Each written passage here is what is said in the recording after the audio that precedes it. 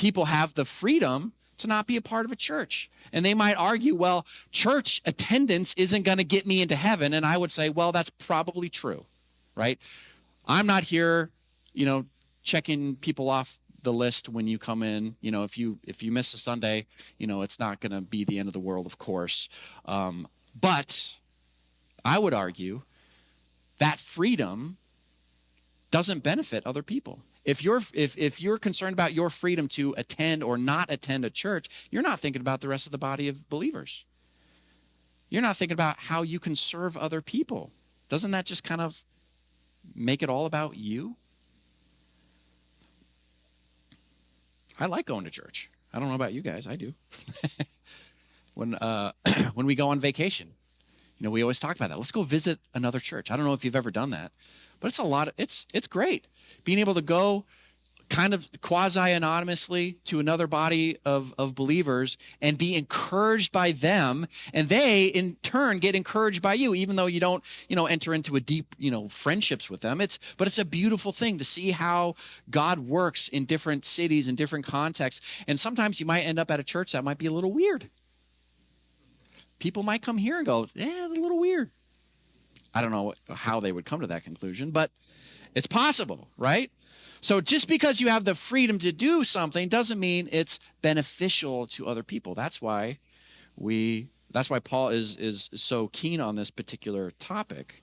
You can be free, but then also use that freedom for really selfishness. And then there's another issue that we have with our freedom, where the Apostle Paul says, I will not be mastered by anything.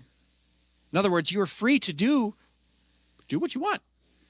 But if it masters you, it becomes a real problem. And the thing that popped into there's lots of examples of this too, where you are free to, use technology, you're free to use pain medication, you're free to use all sorts of things, but those things can become addictive. They can become your master. And if that's the case, then you got to let it go.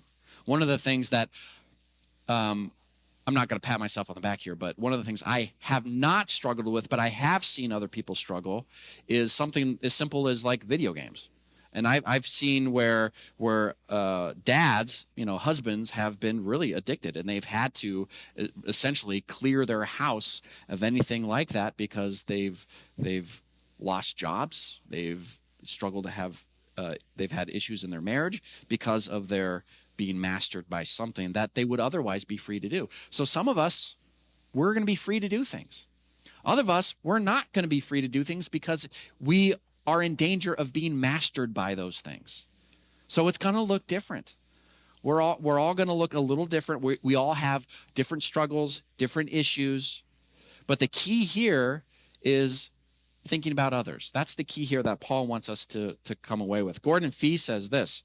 He says, truly Christian conduct is not predicated on whether I have the right to do something, i.e. whether it's to my own benefit or not, but whether my conduct is good, meaning helpful to those around us.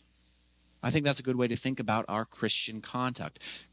Not that I have the freedom to do it necessarily, but rather, is this beneficial to those around me?